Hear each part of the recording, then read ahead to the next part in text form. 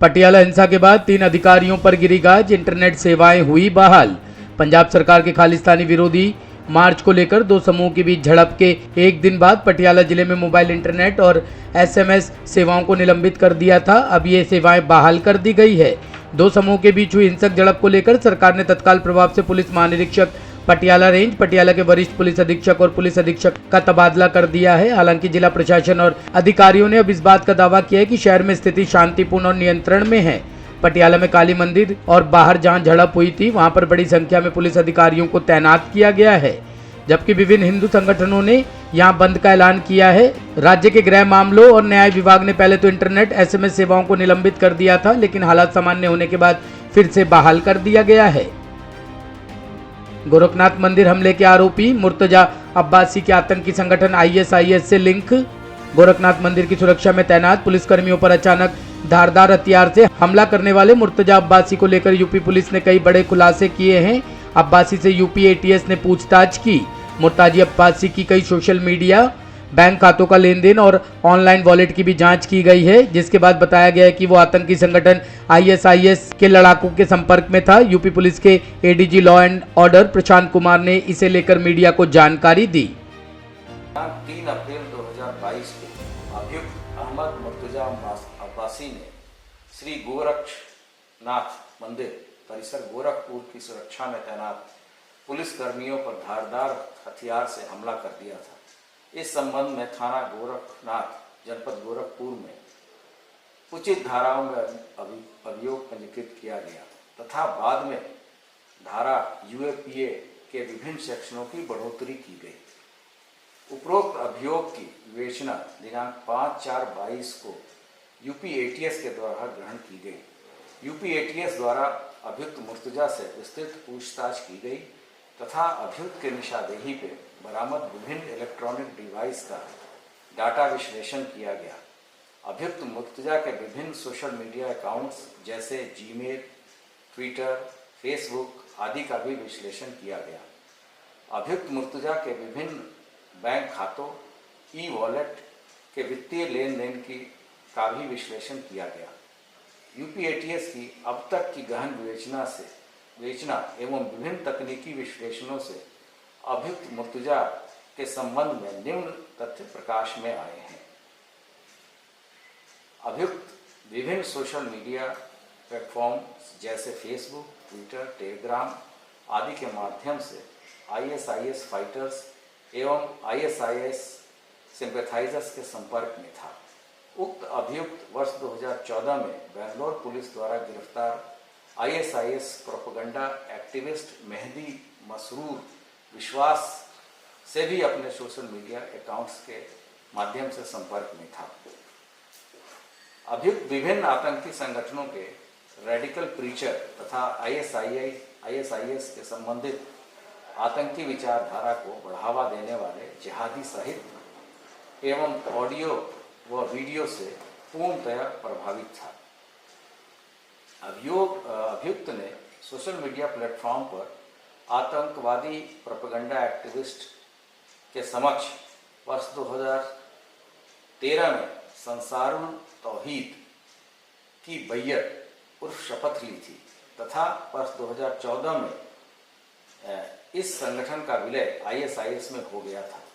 तदुपरांत अभियुक्त द्वारा 2020 में आईएसआईएस संगठन की पुनः शपथ ली गई। अभियुक्त द्वारा अपने बैंक खातों के माध्यम से लगभग 8.5 लाख भारतीय रुपये यूरोप और अमेरिका के अलग अलग देशों में आईएसआईएस संगठन के समर्थकों के माध्यम से उक्त संगठन की आतंकवादी गतिविधियों के सहयोग के लिए भेजा गया। अभियुक्त द्वारा आतंकवादी घटना कार्य करने के उद्देश्य से इंटरनेट के माध्यम से विभिन्न आग्नेयास्त्रों जैसे AK-47 rifle, M4 carbene, missile technology आदि से संबंधित आलेखों एवं वीडियो को देखा तथा पढ़ा गया। इसी क्रम में अभियुक्त द्वारा एयर राइफल से पिस्टल की प्रैक्टिस की गई, जिससे असली हथियार मिलने पर उक्त उद्देश्य की पूर्ति की जा सके। अभियुक्त द्वारा आईएसआईएस की आतंकी विचारधारा के क्रम में अपने आतंकवादी कृत्य को कारित करने के लिए लोन वोल्फ अटैक शैली में श्री गोरक्षनाथ मंदिर के दक्षिणी गेट पर सुरक्षा में तैनात पुलिस कर्मियों पर बांके से जानलेवा हमला किया गया और सुरक्षा में तैनात सुरक्षा कर्मियों की राइफल को छीनने का प्रयास किया गया। अभियुक्त की मूल योजना सुरक्षा में तैनात सुरक्षा कर्मियों पर बांके से हमला कर उनके हथियार छीनकर बड़ी घटना कारित करने की थी। कांग्रेस ने किया सरकार से सवाल, गुजरात पोर्ट पर पकड़ी जा रही ड्रग्स पर मोदी शाह क्यों है मौन। गुजरात के बंदरगाहों पर आए दिन ड्रग्स की खेप का पकड़ा जाना गंभीर चिंता का विषय है। कांग्रेस प्रवक्ता सुप्रिया श्रीनेत ने कहा कि 2 दिन पहले गुजरात में बड़ी मात्रा में हीरोइन पकड़ी गई और यहां के बंदरगाह हीरोइन को देश में पहुंचने के मुख्य केंद्र बन रहे हैं। आए दिन बड़ी तादाद में ड्रग्स पकड़ी जा रही है, लेकिन आश्चर्य की बात है कि प्रधानमंत्री नरेंद्र मोदी और गृह मंत्री अमित शाह इस मामले में चुप्पी साधे हुए हैं। आप सबको हमारा नमस्कार। एक महत्वपूर्ण मुद्दे पर आप लोगों के साथ आज इस मंच से उस मुद्दे को संबोधित करेंगे। 2 दिन पहले शुक्रवार को गुजरात के पीपावाव पोर्ट पर एक कंटेनर से 90 किलो हेरोइन बरामद हुई, जिसकी बाजार में कीमत करीब 450 करोड़ बताई जा रही है। ये 5 महीने पहले ईरान से आई थी। इसको पिघलाकर रस्सियों में भरा गया था, फिर वो सूख गई थी। और मैं बधाई देना चाहती हूँ गुजरात के एंटी टेरर स्क्वाड और डायरेक्टरेट ऑफ रेवेन्यू इंटेलिजेंस, जिन्होंने एक जॉइंट ऑपरेशन में इसको जब्त किया। लेकिन कुछ सवाल अपने आप उठते हैं कि गुजरात की बापू की और सरदार पटेल, लौह पुरुष सरदार पटेल की सरजमी क्यों ड्रग माफियाओं के लिए बड़े आसान आवागमन का साधन बनती जा रही है। यह सवाल अपने आप में भी उठता है और इस मंच से इसको पहले भी संबोधित किया है कि क्या बिना राजनीतिक संरक्षण के ड्रग माफियाओं को इस तरह बेधड़क व्यापार करने का हौसला आ सकता है। आखिर कौन है जो इस देश के नौजवानों को, इस देश के भविष्य को नशे के मुंह में झोंक रहा है। और ऐसा क्यों है कि लगातार गुजरात के ही समुद्री तटों से ड्रग के सिंडिकेट की, ड्रग की धांधली की, ड्रग के धंधे की जड़ें हमारे देश में फैल रही हैं। हैदराबाद में भाषण देते हुए ओवैसी की आंखों में आए आंसू, कहा सुनो हम डरने वाले नहीं। AIMIM के चीफ असदुद्दीन ओवैसी हैदराबाद की मक्का मस्जिद में नमाज के बाद भाषण देते हुए रोने लगे और इस घटना का वीडियो तेजी से वायरल हो रहा है। दरअसल लोकसभा सांसद ओवैसी ने बुलडोजर से लोगों के घर और दुकानों को गिराए जाने पर सरकार को घेरा। उन्होंने कहा कि लोग मुझे फोन कर अपने ऊपर हो रहे अत्याचारों के बारे में बता रहे हैं। उनके गांव और दुकानों को तोड़ा जा रहा है। किसी को उम्मीद नहीं खोनी चाहिए, चिंता करने की कोई जरूरत नहीं है। रमजान के आखिरी जुमे पर यौम उल कुरान कार्यक्रम का आयोजन किया गया था और ओवैसी उसे संबोधित कर रहे थे।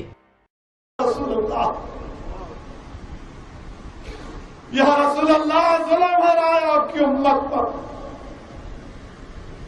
आका हमको जुल्म के जरिए मिटाने की कोशिश की जा रही है, मगर या रसूलल्लाह सल्लल्लाहु अलैहि वसल्लम हम आपके उम्मती हैं। हम खबीब बिन अदी के गुलामों के गुलाम हैं। हम सबर करेंगे, मैदान नहीं छोड़ेंगे, कमर कसेंगे, अल्लाह से डरकर सिर्फ इन लोगों से मुकाबला करें। मेरे अजीज बिन अदी, अमेरिका की खुली पोल, यूक्रेन युद्ध के बाद भारत से अधिक ईंधन रूस से खरीदा। यूक्रेन युद्ध के बाद से पश्चिमी देश लगातार रूस पर प्रतिबंध लगा रहे हैं। वहीं अधिकांश देशों ने भारत से रूस के तेल खरीदने पर रोक लगाने की अपील की। हालांकि भारत ने सबसे पुराने दोस्त के साथ अपने रिश्ते बनाए रखे। अब जो जानकारी निकलकर सामने आई है वह आईना दिखाने वाली है। रूस के खिलाफ एक्शन के लिए भारत पर लगातार दबाव बनाने वाले अमेरिका ने यूक्रेन युद्ध के बाद भारत की तुलना में अधिकतम जीवाश्म ईंधन खरीदे हैं। Think tank centre for research on energy and clean air की एक रिपोर्ट ने संघर्ष शुरू होने के बाद के महीनों में भारत और मिस्र में रूसी तेल शिपमेंट में तेजी दिखाई है। स्थिति बदलने के लिए तैयार है। ब्यूरो रिपोर्ट, टीम तफ्तीश न्यूज।